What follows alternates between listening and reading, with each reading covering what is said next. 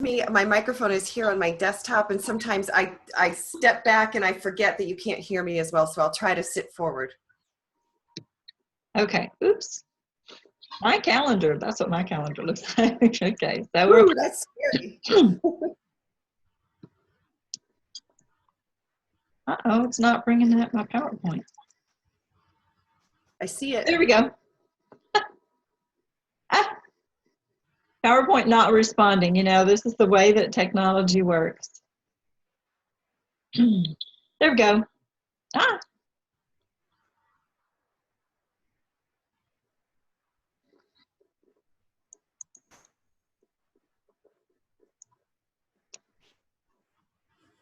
Okay. So I push the record button. We're going to record. We're trying to start on time and end on time. And so let me pray us in. Father God, we're so grateful to be called your daughters, grateful to share of our talents and gifts. We can't be an expert in every area of our businesses, but we can be an expert in a few. And so I'm so grateful to have Eleina, our own web designer, with us today. I always have website questions. And Lord, we want websites and social media and online presence that is draws people to us and to our businesses, but also that bring you glory and honor and please you. And so I just pray for us, technology, that it will work, Lord, that new people who have come to us will receive exactly what they hoped they would get today, that we would learn something new about our websites and our presence, and that you would be glorified, you would be pleased with this hour. And we ask these things in Christ's name, amen. So we are in, if you're new to us, or if someone's watching the videos later and they're new to us, we are in the Inspired Business Cafe call, which is always on the first Tuesday of every month at 10 a.m. Central Standard Time. And it is free and open to everyone. And in those calls, we try to offer a little bit of entertainment, a few technology glitches, of course, some encouragement, and a lot of education.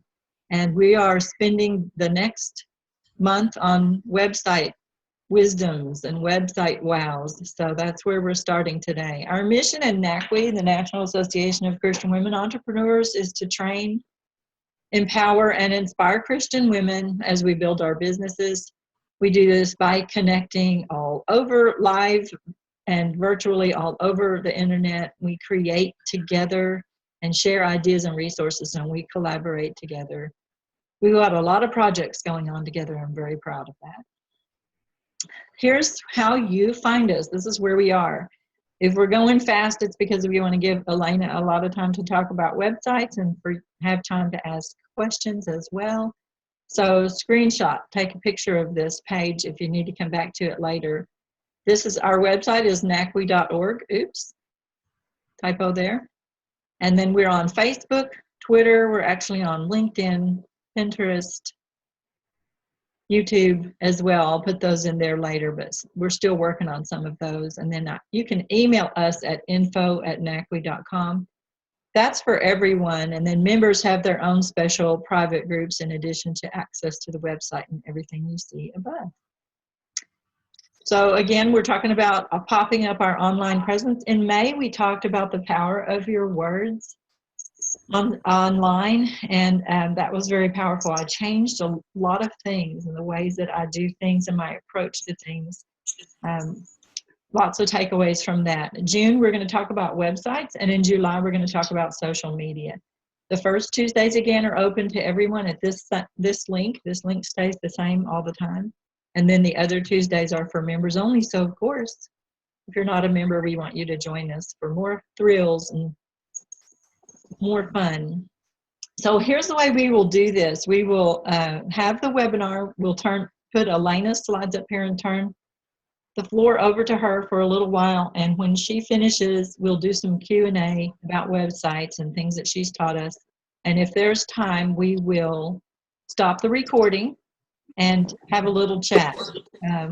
Everyone can put in their name, their location, a URL, And then you can do your own 30-second commercial, and sometimes there's time for us to kind of talk back and forth with questions and that sort of thing.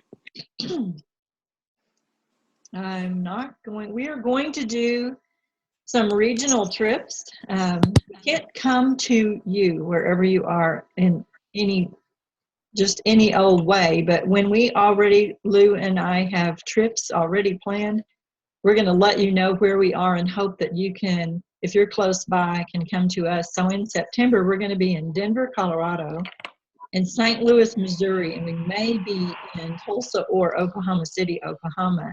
We'll let you know about that. But keep posted, because in September, if you're close to those areas, we'll let you know where we are, and we'll do a sort of mini seminar one day and invite you to come over and bring friends. There are lots of writing ventures getting ready to happen. Those you'll find on our website. The first is the collaborative devotional book. Barbara's in here this morning. She's getting that started. And if you look on our website at the top, there's on the menu bar a tab called Devotion, and you'll find information about the collaborative devotional book in there. And then we'll do some other writing projects as well. And then everybody needs to mute themselves because we're hearing a lot of background noise. And then we'll look forward to our next conference. We just had a conference in April, and we'll have a conference again next March. Oops. This month, Elena's going to talk to us about the best elements of a great website. Janie next week will talk to us about branding on your website. Taylor Bear is going to talk to us about search engine optimization, which really is what gets us out there or not. And then Kathy's going to talk to us about choosing CRM at the end of the month. So if those are topics that are of great interest to you, you will want to follow along with us. And then again, in July, we'll talk about social media. Really popping up social media. If you're new to our group today, we welcome you. I hear new voices and see a few new faces. We are a private, well, actually there are 12,000, almost 12,000 members in our fan group online, National Association of Christian Women Entrepreneurs on Facebook. And then as members, we offer, obviously, lots of special benefits. A private Facebook group, weekly prayer and discussion call, lots of support and training and love. If you're a member, your membership fee includes a ticket to the virtual conference in the fall and live conference in the spring. Live conference in Texas in the spring.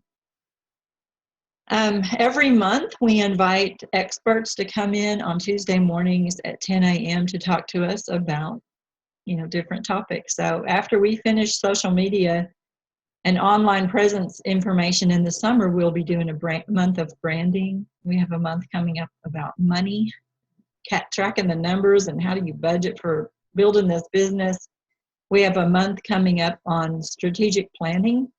A month coming up on culture. We try to do a different topic every month. You are listed in our membership directory and have access to, we counted them, over 460 lessons in over 21 classrooms on our website. You get our logo, and then a new thing that we are bringing in is an affiliate program. Not sure that I created a slide for that, but right now, if you go to nacwe.org/affiliate sign up, whether you're a member or not, can sign up to be an affiliate, which means anytime you bring a friend in as a new member of NACWE, you get a $50 check. I love that. So here's the way to join us. nacwe.org/join. It'll walk you through all of the steps, and we invite you and encourage you to join us so that every week, even if you're not able to be present, it'll be recorded and saved for you. Every week you'll receive encouragement and education toward building your business. All right, so let me get rid of me and bring in, probably shouldn't have done that. Bring in Eleina, who's going to talk to us about websites.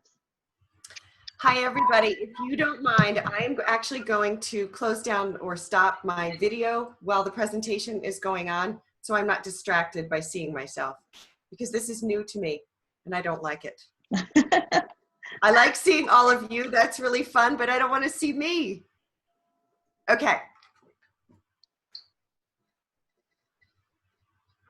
So first, I just want to say good morning to everybody. For those of you who don't know me, my name is Eleina Shinn. I am a web designer in Fort Myers, Florida. My company is called Ease Web Design, and I have had the great pleasure of serving NACWE for the last couple of years. I have a passion for small business, for that entrepreneurial spirit and the drive to succeed, mainly because I'm a small business owner myself. I know that this is not your dream, but it's also your livelihood. So my greatest desire is to help you succeed online, even if you don't know or want to know a thing about the internet, about websites or how to create one, about SEO or Google algorithms or all of those other lofty terms that make you want to bury your head in the sand. Okay, do I push the slide or do you? I'm sorry, you guys, this is my first time. I think because I'm the one who shared the screen, it's going to ask me to push it. So you can just tell me. Okay, so this screen comes in little pieces and parts, and I'm not quite sure why, but we can put the whole thing on. This is really just about our agenda today. Oh, wait a minute. Is that what you wanted me to do? Bring it all up? Yes, yes, yes, yes. So mainly what I wanted to talk about today, and this is Websites 101, so I apologize if it seems too basic, but I thought it was a place to start. So I wanted to talk about the importance of your website to your business, what it means to have a great online presence, and to take the mystery out of some of those technical terms that I touched upon earlier. Feel free to stop me at any time and ask questions. If our time together turns into a question and answer session, because that's what's most helpful to you, I am completely okay with that. And we can switch slides.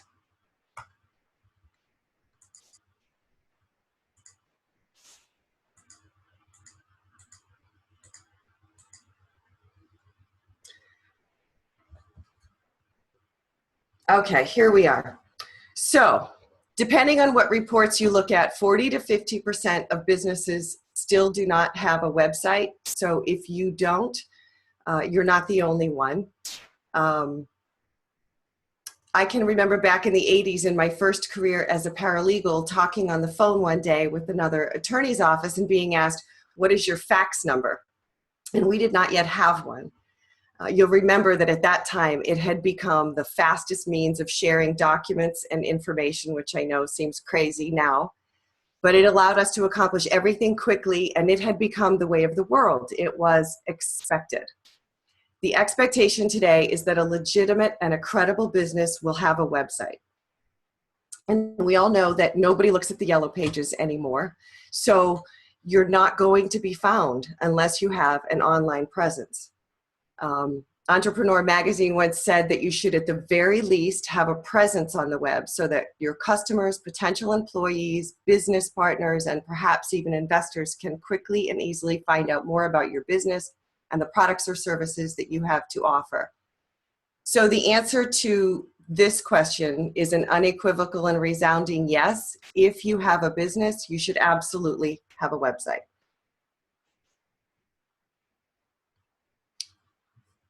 Okay, so will just any old website do?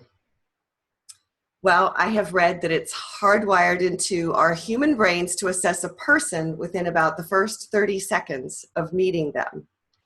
And research has shown that online, when someone lands on your website, it only takes about 3 seconds for them to form a favorable or an unfavorable view of you and your business.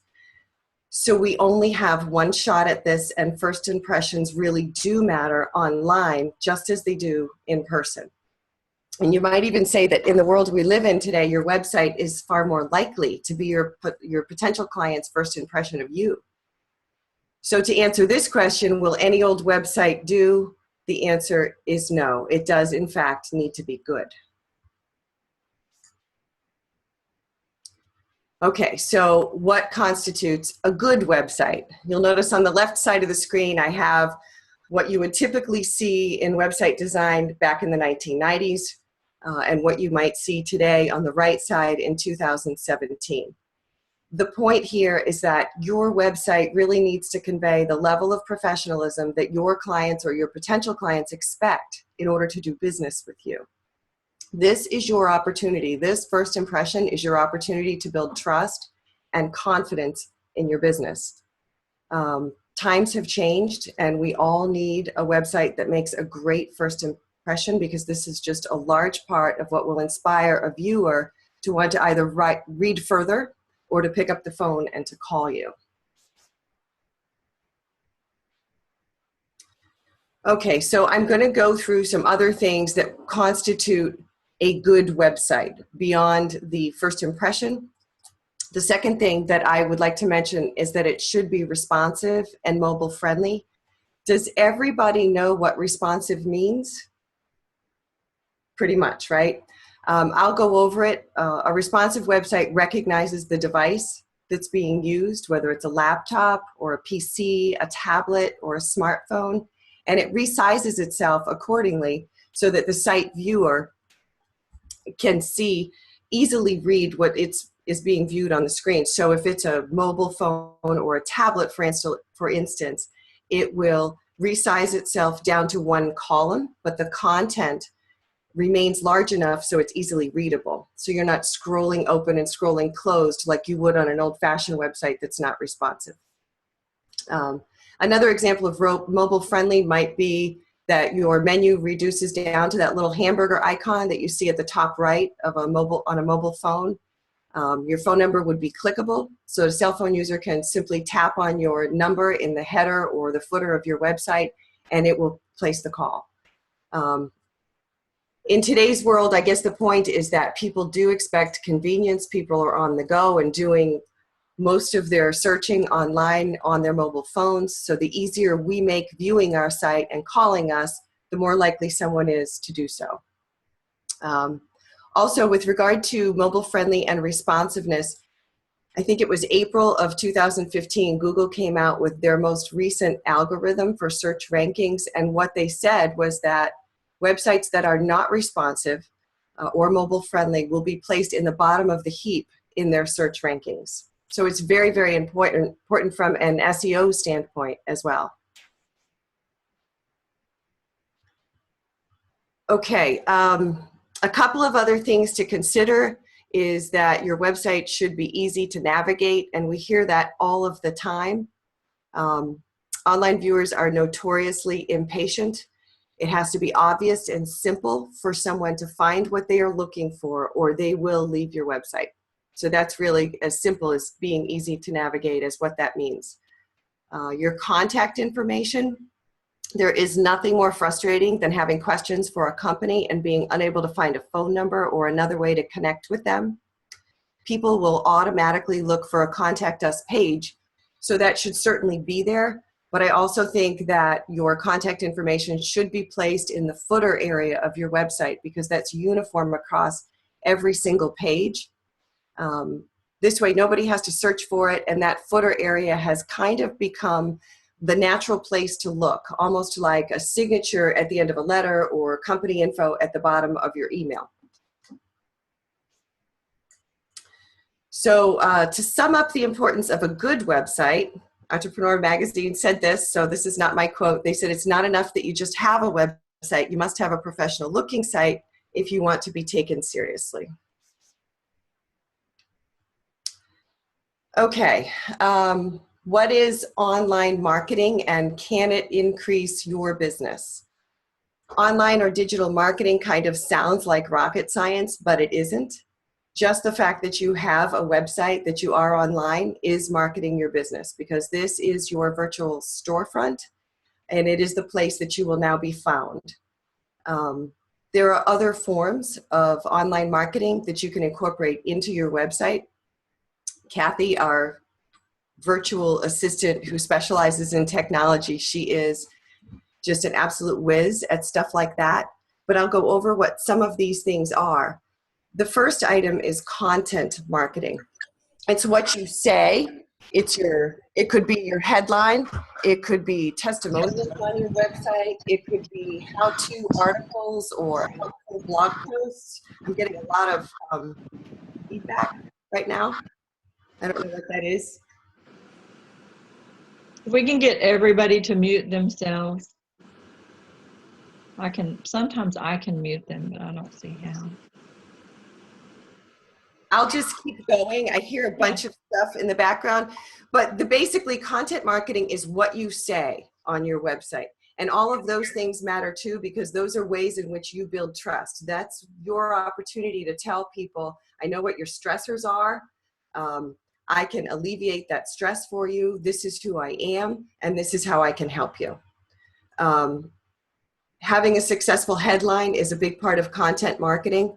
It should highlight a problem, or some say, and there was a lot of research about headlines, but some say that you should highlight a problem that your target audience faces and stress the main benefit of your product or service in solving that problem. So that's the impact that content marketing has. What you say on your website has on your audience. So the next part of marketing when it comes to your website is email marketing. And so most of you I know are pretty savvy out there, and you've got email opt-ins, which is what we call them in the web world. That's when you go to somebody's website and it says, sign up for our email newsletter. The reason this form of marketing is so important is it's your opportunity to capture leads. You now have this database filled with email addresses, and you can stay in front of those clients or those customers. Receiving an email newsletter is kind of like getting that postcard in the mail from your dentist, reminding you that it's time to get your teeth cleaned. You know, although I might not think it's important to get I might know that it's important to get my teeth cleaned every year. I'm awfully busy. And if I don't have an existing problem going on right now, and I didn't get that postcard, I might not go. I might not schedule that appointment. So this is your opportunity to remind people you have a sale going on. Remind them about things they may have noticed about you, 2 months ago on your website. It was a class that you were having. It was a webinar. Whatever the services that you provide, they might have thought to themselves at the time, boy, I'm interested in that, but they didn't pick up the phone because they were busy. So it's a reminder. And it's also your opportunity if you have a new product or a service or a sale going on, again, to stay in front of their face. So email marketing is very, very important, and it's great to capture those leads on your website. After the fact, it's then your responsibility to make sure you get those newsletters out and tell your customers what you would like to tell them. Somebody could come back to you 6 months down the road, and that happens often. I see it in my business a lot. Somebody might call me, and I might hear from them again even a year later. So email marketing does work. It takes time, but it builds up over time, and it's worthwhile. So the last item is social marketing. I am not a social media expert. We have a lot of social media experts on in the NACWE team as part of NACWE, but it's really an interactive form of marketing. You're all familiar with it because I know you all use it very, very well. You're engaging with your audience, and that is the whole point. So they become familiar with you, they become friends with you, they know what's going on in your business because you mention it, you link back to your website, so you get that interaction going on back and forth. Also from an SEO standpoint, if you are linking between a social media platform and your website, that is considered a backlink. It is good for search engine optimization. Google likes to see that. If anybody's linking back to your site, whether it be from another authoritative site or from a social media platform, that is a backlink, and so that has value. So that's social media marketing. Okay, so technical terminology, I'll go through each one of these things. These are just things that I hear people ask questions about all of the time, so I chose to explain them. If there's anything that you have a question about, please feel free to ask. We can have this presentation move on to just your questions and my answers after the fact. Above the fold is probably the most valuable area of your website. When someone lands on your homepage, it is the the area of their computer screen that they see before they ever have to scroll down. So this is where your headline would be. This is where you have that opportunity to tell people who you are, what you do, and how you can help them. This should make a great first impression, but also explain those things. The idea here is that you want to get them to look further. So when they say above the fold, it's what you see when you land on somebody's website before scrolling at any point in time. Okay, so WordPress. WordPress is the platform that I use for building websites. I think it's what most of you use. It is a free open source platform. It was originally designed as a platform for blogging. And so it has full blogging capability, but has then evolved into a platform for building an entire website. CMS stands for Content Management System. So WordPress contains both a CMS or content management system and blogging capability, which is part of what makes it so capable. Everything falls under one umbrella. It is probably one of the most popular platforms for building websites around the world. And so the developer support for anything having to do with WordPress is pretty immense. So I love it, and I think that Google also really likes WordPress sites in terms of search engine optimization, which we will talk about next. Okay, SEO. Everybody hears that term, and again, this is not rocket science. What I stated here, the process of affecting the visibility of your website in a search engine's organic search results, of getting traffic to your website. And the reason it's a process is you are optimizing your website for Google to rank you. What can you do? What would be the optimum result is getting ranked, which means somebody searches for a product or a service, and your website pops up on the home page without you paying for advertising. That would be an organic search result. You popped up because you did all the right things. You optimized your site so that Google could index you, find you, and help you get those results appear. Some of the things that you do to optimize your site, well, there's on-site and there's off-site, and I'm not sure if I have a separate slide for those, so I guess I'll just go over it. So on-site search engine optimization is optimizing each page of your site so that Google can index you and find you. Some of the things that are included in that are each page should have a unique page title, a unique meta description, and also unique keywords that are relevant to the content of that page, which means you're going to do each page of your site individually. If you have a blog post, you would optimize that blog post in order to be found by Google. So you would do those same kinds of things. There are other things you can do on a page or a post of your website that will optimize that page or post. Things like linking. Google likes not just backlinking to your site from other places, but Google also likes internal linking. So if I were to link on my homepage, for instance, if one of my services is SEO, and on my homepage I have the word SEO, and I link it to a page that's all about SEO, I am hyperlinking and I'm using those keywords at the same time. So if on your homepage you refer to your 3 products, or let's say you have 3 target services, and one of your services is executive coaching, you might want to highlight or link executive coaching, that word on your homepage, to the page on your site that is specific to executive coaching. And doing that back and forth is wonderful. If you are on your executive coaching page, or you are within a blog post and you're talking about your services, linking back to your About Us page or to your home page, all of those things are a way to optimize your website on the site itself. So as far as off-site SEO, those are, and that may be my term, but you can also call it continuing SEO or monthly SEO services. Those are the things that you do after you have built your website. So you've created this solid SEO foundation on the site itself, and now you're doing other things to generate traffic to your site. Backlinking would be one of those things.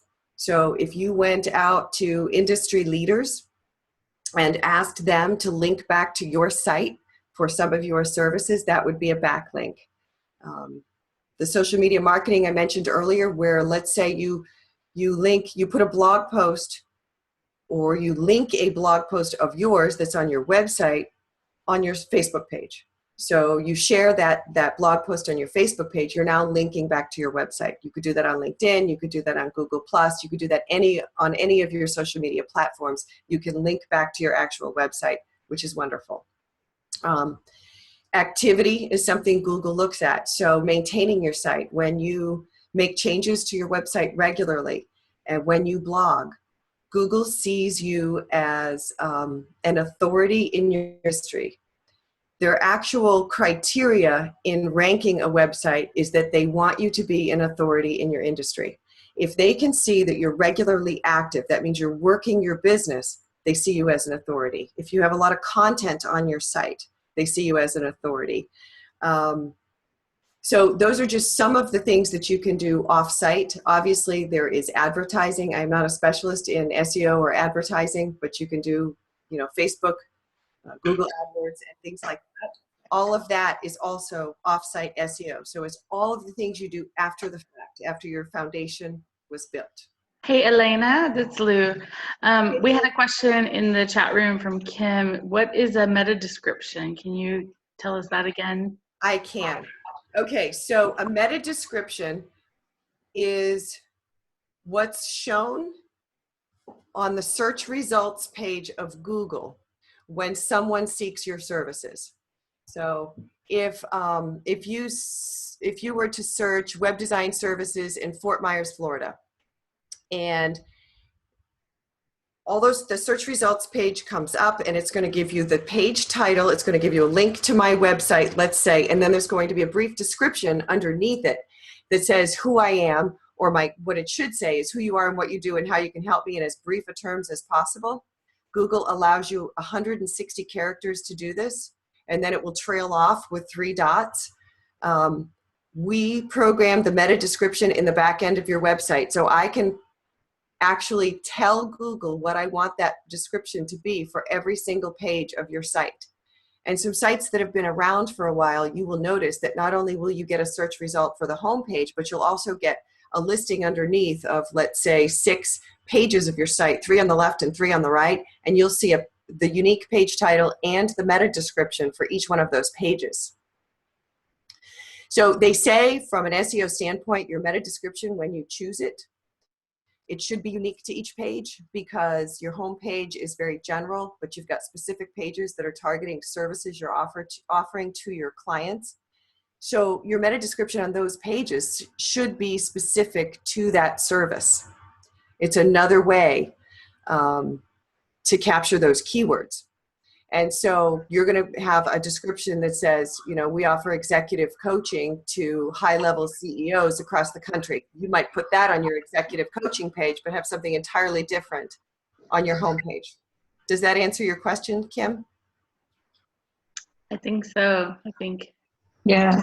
So, I mean, if to add to that, even when, and Eleina, you understand this better than I do, but even when we blog, it asks us for a meta description of our blog. And it's, if you don't put one in, it just puts the first sentence of your blog up as your meta description. And, sometimes you're just asking questions there to gear people up for the topic of the blog. So I think the meta description is a real key. And if you don't have a web designer who can help you do this, and you call Google Analytics and get them to walk you through it, they'll walk you through for free. They will have walked me through several things about fixing my meta descriptions and my keywords. A specific example is, we have a biblical counseling office, and they showed me statistics and said, look, nobody searches for the words biblical counseling. They search, you might get a few people searched for that terminology, but most people just search for Christian counseling. So you need to change your keywords And your very first keyword needs to be Christian counseling. And in your meta description, you must use the words Christian counseling. And it made a huge difference in people finding our website and things like that. So these are really great things, Eleina. I appreciate it. Want me to switch slides? And it's very true, and that's what makes SEO so complicated. You know, you have to do a little bit of keyword research in order to know what people might seek to find your services. So the work involved in SEO, it's tedious and it's time consuming. But if you find out what that keyword is, optimizing that particular post is more than, it's more than just the meta description. It's everything combined. There are other things you would want to do in that post. Let's say the keyword is Christian counseling. Well, that should be in the heading of that post. That should be in the meta description of that post. That should be in the title of that page, and that should be in the body of that page, linking to that page on your website that's about Christian counseling. So the other question, Eleina, is how do we as a web site owner know where to put the meta description for a web page? I would recommend to everybody who has their own website to install a plugin called Yoast. It's Y-O-A-S-T. It is an SEO plugin, and although you might need a little training at the start, it does a really great job on its own of teaching you how to optimize a post or a page. And the way that it does that is it gives you a red light, an orange light, and a green light. The more you do on that page to optimize it, the more things that you do that Google can appreciate, the more lights you will get, the more green lights you will get. And your goal obviously is to get as many green lights as you can until you've got a green light as a whole for that particular post or page. And it will actually go through each item. It will say to you, your blog post is only 150 words. That's really not enough. Google doesn't like that. And so you can go, and it will tell you, Google likes to see a 300 to 500 word post. So you go in there and you add some content to that post until you get the green light on that particular item, and it will go through item by item. It's very, very helpful. And in the end, over time, after doing one post after another, you yourself will become pretty darn savvy about SEO. Any other questions about SEO? No? Okay. There's my page. I knew I had one. We already talked about all that. Okay, CTA stands for call to action, if anyone didn't know that. In terms of marketing on your website, you should have a CTA above the fold as soon as someone lands on your site. If you have, most people have an email opt-in, that's what's most important to them, and that's a great CTA. It can be something else. Some people have a statement on the banner of their website that says, you know, find out more or get started with us, for instance. And you want them to click on that button to get started. Whatever that get started page is, that's where you want them. So if you've provided a button and some verbiage, then you have created a call to action. And calls to action should probably be all over your website. Yes, you want one above the fold, but it is best so people if they keep moving through your website, you want to repeat that call to action. And the reason is that if somebody keeps moving, it means they're not ready yet, but they're continuing to read. That means they're still interested in you. So each time they read a section of your website, it's an opportunity for you to build trust with them. The more trust you build, the more likely they are to answer your call to action. So I would say you have your first call to action, then you give them a little bit more information to build that trust, then you have a call to action again. If they haven't signed up yet, give them a little more. So that's the way your homepage can be laid out, and that's the way your other pages. You should have a CTA probably on every page of your website. That's probably it for CTA. So Domain versus hosting, this comes up all the time. If someone doesn't have a website yet, they don't necessarily know yet what it means. Sometimes people think that if they've purchased a domain name, they're all set, but in actuality, you are not. So I'll just go over the difference. Domain names are about $12 for the year. I think you all know that. You've all bought many in your careers, but basically you're leasing the name only. But hosting is like renting a filing cabinet on the internet where you host all of the files and the folders that make up the content of your website.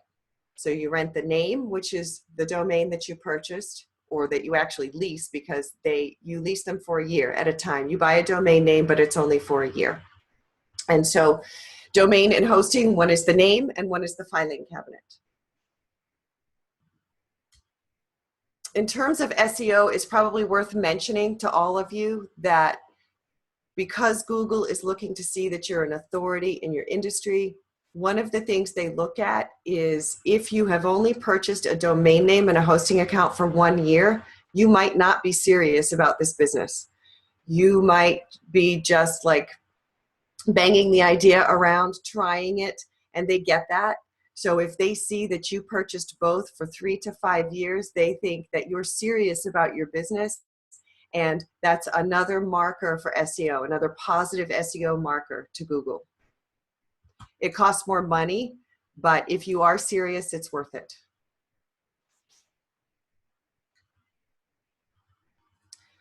So affordability is building a website affordable. I'll go over some of the prices with you. As I mentioned, a domain name is about $12 per year, and that is unless it's a very sought-after domain name. If I wanted to buy fortmyerswebdesign.com, that would be pretty sought after because I'm capturing the keyword of my area as well as my target service, and that might be more expensive. And that would be the same for your business or industry. As far as hosting, the average is about $5.95 a month. If somebody were to buy a hosting account and a domain name for a year, let's say you're going into business and you do just want to try it for 1 year. For under $100, you can get your hosting account and your domain name. If you do 3 to 5 years, they'll give you a quantity discount on the monthly price.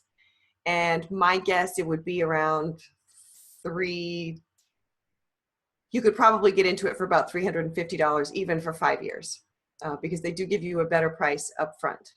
And again, that's very, very worth it. As far as a new website goes, I charge $650. That's my minimum price for a website, and my prices go up to about $3,500. A one-page website, I don't do templates, and that's the reason I charge more than what you may have seen, and you can get a template website. I've actually thought of doing it, creating some templates for more like $350, but I do custom layout and design for all of my websites, and I do assist with content as well. The brochure site that you see in the middle is a typical 5-page website where you have home, about us, our services, testimonials, and contact us, for instance. So it's a brochure. It's an online brochure, and the focus isn't really on marketing. When I get up into my full services websites, there's a lot more involved. I do include SEO on every page of your site relevant to the content of that page. I put a lot of thought into your content and making sure that I place it in such a way that it's SEO friendly. I make sure you have a green light on every page of your website with Yoast SEO, and that would be for every page of ultimate importance. So every page that is about a service or a product that you offer would receive that green light. Your home page, your About Us page, anything that I can do, I will, as well as assistance with content, and that includes buying photography, having a custom-made banner from a graphic designer. So all of those kinds of things are included in the full services that I provide. As far as monthly services, I charge $69 a month for monthly maintenance, and that includes upgrades to your website from a maintenance perspective, i.e. upgrading your theme, your plugins, as well as the WordPress core. The reason that those things are important is that your website is vulnerable to being hacked. And if your website were to be, developers know this, when they detect a vulnerability, they will upgrade their product in order to alleviate that vulnerability. So that's why that's important, so that you don't get hacked. It's just one more thing that you can do to help prevent that. I also include up to an hour of changes each month. So if you have things that you'd like to change, whether it be verbiage on your homepage or changing out images on your About Us page or anywhere else in your footer, those kinds of changes. As your business grows and changes, you'll want to make changes to your site. So it includes both. And I think probably that's industry standard. And then if people have a lot more changes, more than an hour, it would go up from there. SEO services are different. Okay. The slide you had before, Karen, I think was the next slide. Anybody can use WordPress. There are tons of tutorials out there. It's very, very user-friendly.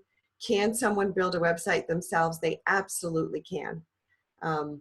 Some of the things as far as design and perfecting the look of things do require code. So it just depends on what level of modernization, what level of design, what level of professionalism you wish to present.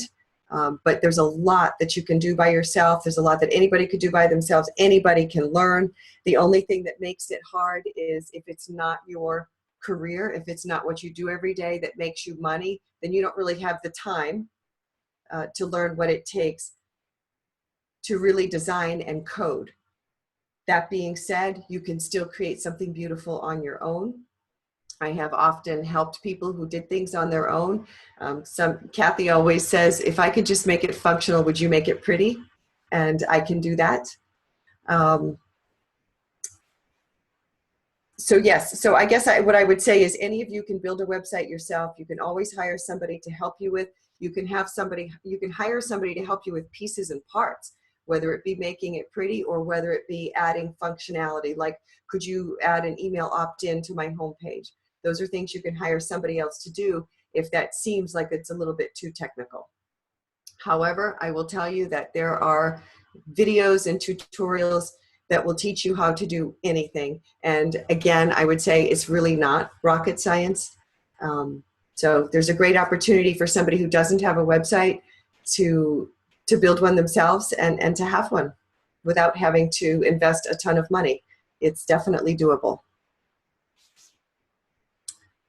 Okay, so where do you begin if you don't have a website yet? I have had so many people contact me to build websites, but they hadn't really thought about, what is my business? What are my services? What are my products? What do I have to offer? They hadn't written it down. And the bottom line is that the content has to be created before we can put it in the page of the website. So the first thing I would say is write it down. And I would say think in terms of pages. So if you were to look at other websites for people that are also doing what you're doing, people in your industry, whether they're competitors or they're in another area, that's also a great place to start to help you start writing down content. You might find that they have a page you didn't think of. You could start in terms of the typical home, about us, testimonials, and contact us and our services, and start writing down the content for those each of those individual pages. After you've done that, what I would really recommend is that you write down some other things about you and what sets you apart. Why would I want to hire you over somebody else that does what you do? These are all things that will help you once you get to the point of hiring a web designer, if that's your choice. If you hand that content over to your web designer, they're going to get a better feel for who you are and what your process is and what your unique value is. All of those things need to be talked about, like that headline of your website, for instance, that I mentioned, has so much impact from a marketing standpoint. That's really what you want in your headline, not just who you are and what you do and how you help me, but what sets you apart. So all those things are important. So writing down your content, investigating other website owners, competitors, people in your industry, just to get ideas and food for thought. Maybe even looking at other websites, even if they're not in your industry, for look or design ideas. If you like a certain element of a website, if you like the entire impression a website makes, share that with your website designer. Say, I like this on that one, I like that on this other one. You can put together those pieces and parts and create something that's designed specifically for you.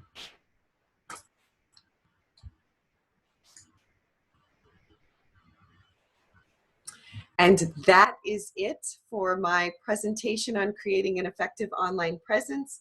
So I am absolutely open to questions and follow-up regarding anything that we have talked about.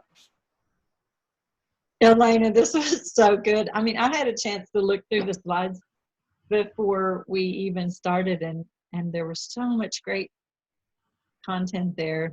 I'm going to have this one transcribed, and then I'll send it to you, and you can tweak some of the wording that you don't like if you want. Dress it up a little bit, but I think this one is worth putting in the website transcribed so that people can have some word for word notes and take some notes and things like that. So awesome. Any questions? So here's a question. Before hiring a web designer, Marsha wants to know, should a content developer or copywriter be hired? Here's what I would say about that. If you hire a copywriter, your chances of messaging to your target audience are going to be a lot higher. You're going to do a better job because that is their area of expertise. If you can afford to do that, I think it's very worthwhile. That headline that I talked about, I have read research that has shown that the success of your business is so dependent upon that headline. That alone, if you hired a copywriter just for that, I would say it's so worth it. The more you can do, the better. So the first thing a copywriter did for me was ask me a bazillion questions. So, I mean, it was kind of a frustrating process because I realized that I didn't even know myself and my offerings and my services, products, and programs well enough to actually put them on my website yet. So it was a very refining process for me. It was challenging, but I think it was one of the best things I ever did.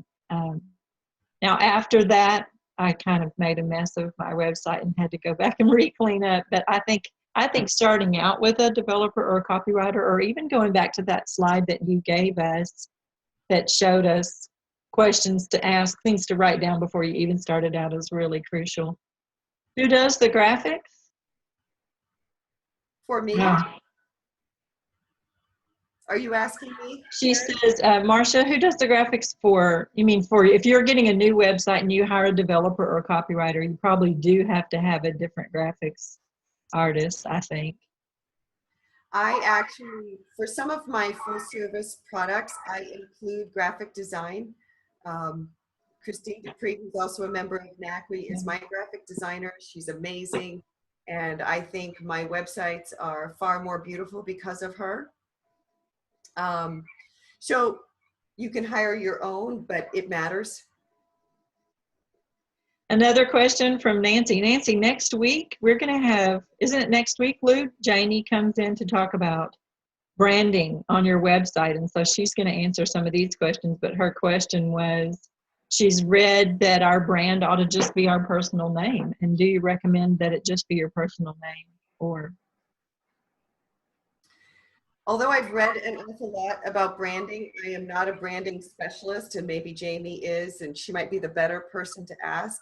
But your brand does not have to be your name. All of those questions, Karen, that you had to answer in order for a copywriter to create your message for you, that is your brand. Who you are, what you do, how you feel about what you do, your level of passion for what you do, what sets you apart, your unique value, that is your brand. a brand has a visual aspect of it, i.e. your logo or your graphic design. So people then, the thing about branding is people have to connect emotionally to you. This is what they say. So when you write your story, they want to connect your story to that image. And your story is your brand. So this is great because we will talk about branding next week. The next week we'll talk about search engine optimization. Isn't that right? Isn't that what Taylor's going to do, Lou? I saw that on there. And then I forget what I told you the last week was. Oh, Kathy talking about choosing what did you call it? A content management service, for your email newsletter and things like that. So Yeah. I will tell you that Taylor, so now Eleina manages all of my websites, and I've got some work to do. But the original website, RaymaCounseling.com, Taylor, who's going to speak to us the third week of June, created that website, and he had a whole team of designers, and they gave me all sorts of advice. And I think having someone to set you up who knows everything that Eleina talked about in all of these slides is invaluable. Because if not, so here's a quick example, and then we're going to sign off. I want to get you out of here on time, as I promised to do. Every now and then, someone will call you and say, we can help you get your name. When someone searches for your company, get first on the first page, right at the top of the first page, in a Google search or whatever. And I've been warned against hiring third-party marketing companies, and I think it's a good warning. It's never worked out for me. I've done it. I've spent lots of money and lots of time, and it's never worked out for me. But what I will tell you is they almost all of them want to create another website for you. And there have been many times that I've listened to what they had to say, thinking I could learn something about how I need to change my website or how I need to get my, more clients by getting up on the front page of a search. And I've talked to them and said to them, I have my own website. I don't think you need to create a website for me. And many times they've said, can we go look at your website? Can you give us 15 minutes to go do an assessment of your website and come back and give you an evaluation? And every single time for RaymaCounseling.com, they've come back and said, yeah, you don't need our help with the website. Your website is great. So kudos to Eleina, people like Eleina Taylor, who know what they're doing, who know how to put all of the elements in there so that we're findable is so key. If the billions and billions of people we gave a statistic, I can't even remember what it was. I think in the United States, it was 3 billion people are on, or 300 million people are on the internet. And in Asia, it was 1,800,000,000 people. It was times 6 what the United States interaction online is. So we've got to be there. That's where everyone is. Thank you, Eleina. If there are other questions, what we'll do is we'll post the replay of this on both the fan Facebook page and the member Facebook page, and there'll be opportunity right there for you to ask more questions, and Eleina will interact there. We sure appreciate it. I'm going to have this one transcribed for sure. You are so welcome. And thank everybody for being here. I have to apologize. I was so nervous that I flubbed up several times. So I'm horrified that you're going to record this and post it. But that's, I think what I learned from this is that I probably shouldn't even have notes. I should probably just speak off the cuff and tell you what I know. And if I just say what I say every day when I'm talking to clients, that probably will work a lot better than having a script. So I apologize. You have to realize, though, that if we didn't know you were nervous, we would have never known. It really didn't come across that way. I thought it was smooth. I thought it was informative. It was flowed. So don't worry about it. We have to make videos whether we want to or not. I think that's another meeting we just have to do. Let me pray us out of here, and thank you to those of you who are here that aren't always here. Nancy, it's good to see you here. We had another Kim here and lost her, so I hope she comes back. Jane, good to see you. Kimberly, we need to talk. We have a project to do together, so it's good to see everybody here, and we hope to see you every week so we learn more about our websites. Let me pray us out. Father God, we're so grateful my goodness, grateful for the technology that it's miraculous to me that you can pop a website up and somebody on the other side of the world can find you.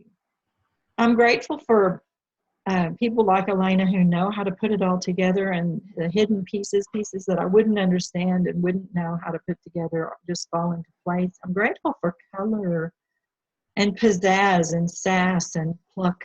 I love the creativity, Lord, that we have in front of us on the internet. And so I thank you for the encouragement from Eleina today to put the pieces all in place, to start somewhere, to be online. And I would pray, Lord, that in every way, even every little change we might go and make as a result of the lessons that she's taught us, other people will be reached for Christ, and other people will be reached who need the services and the programs that we have to offer. We just lay ourselves at your feet, Lord, grateful for the encouragement of the day, grateful for the sisterhood that we don't have to walk this path alone.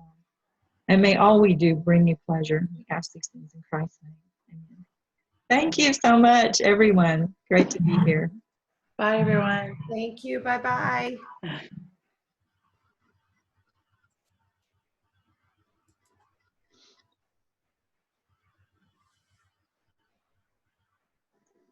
Closing down. Am I supposed to stay on? I wasn't sure. You always can if you want to. All we're going to do is when we end the meeting, it'll start downloading the recording and we'll pop it up. I think you did wonderful. I wouldn't worry about it. But I will send you the transcript so you can change it up and make it perfect if you want to. And then you'll have it for you for future. Put with your slides if you want to. I just think it's worth. We don't have enough information on our websites in our classrooms. Hey, Nancy, while you're still on the phone, will you tell us who you are and